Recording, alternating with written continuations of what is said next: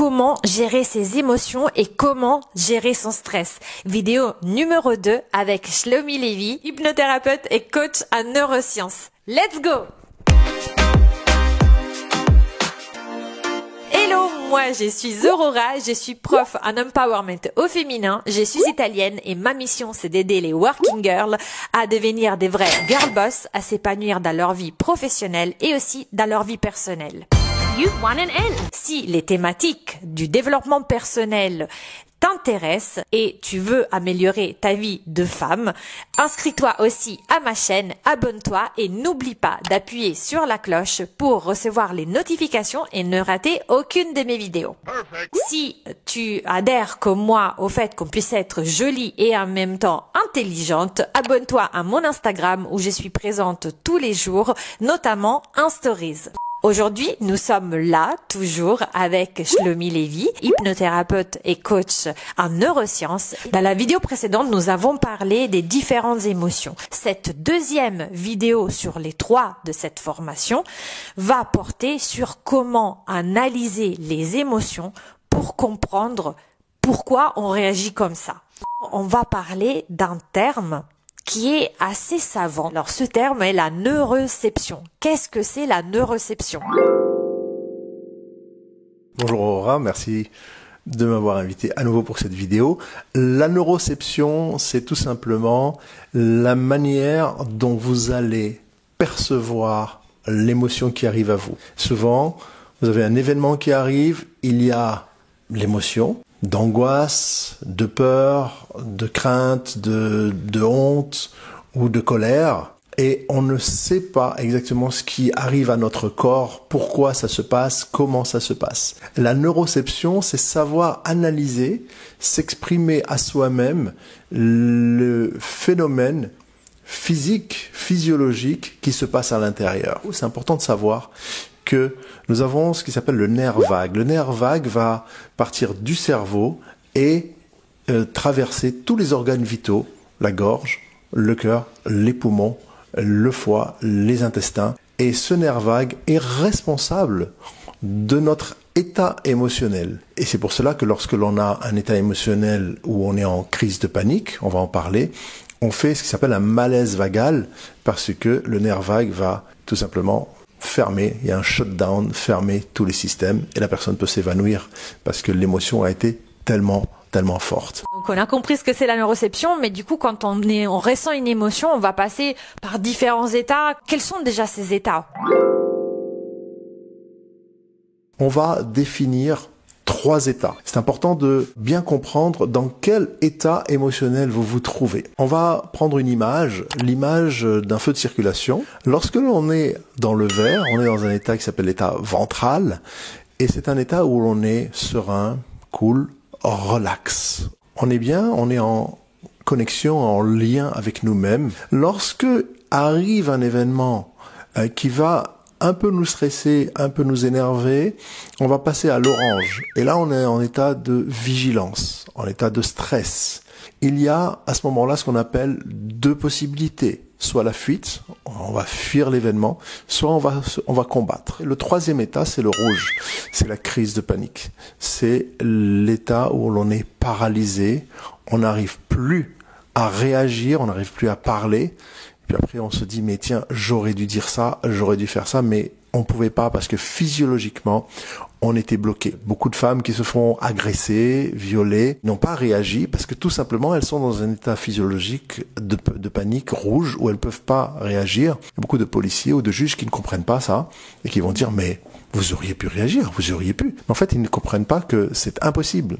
C'est comme quand vous êtes sur la route et vous avez une biche ou un lapin qui est aveuglé par l'autoroute le soir, par les phares, et il est en état de panique, il peut plus bouger. Alors il risque de se faire écraser, mais il va plus bouger parce qu'il est paralysé par la situation.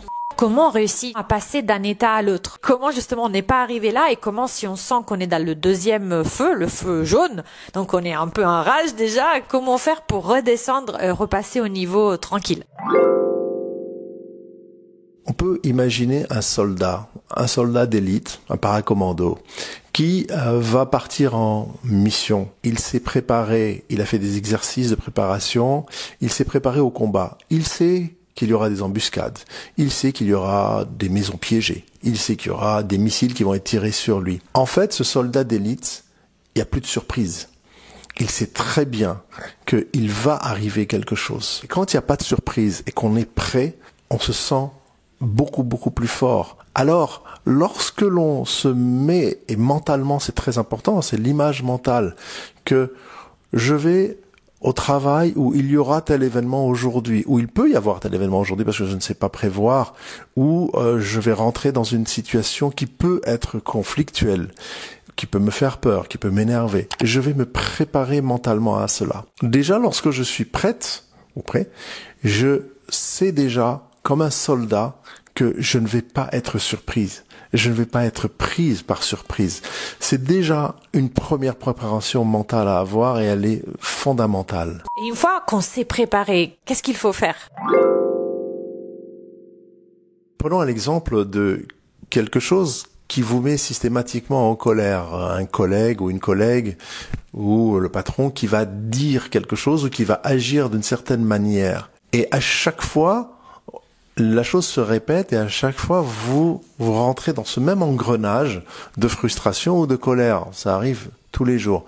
Mais pourquoi ça arrive? Parce que justement, j'étais pas prête. Je ne me suis pas préparé à ça mentalement. Il va le dire. À ce moment-là, la barre qui est la barre rouge où normalement je me mets en colère à ce niveau-là, elle va monter à ce niveau-là. Donc je vais plus me mettre en colère. Déjà, c'est ce premier niveau. Je ne vais plus me mettre en colère, même si il va me provoquer à ce niveau-là. Et ça marche à tous les coups pour tout le monde, parce que on est préparé mentalement. Maintenant, imaginons, la chose, elle arrive. Elle arrive et je suis dans cette colère, je suis dans cette frustration. Et très important, à nouveau, de reprendre ses esprits. Et comment on va reprendre ses esprits? Tout d'abord, on va faire de la respiration intensive.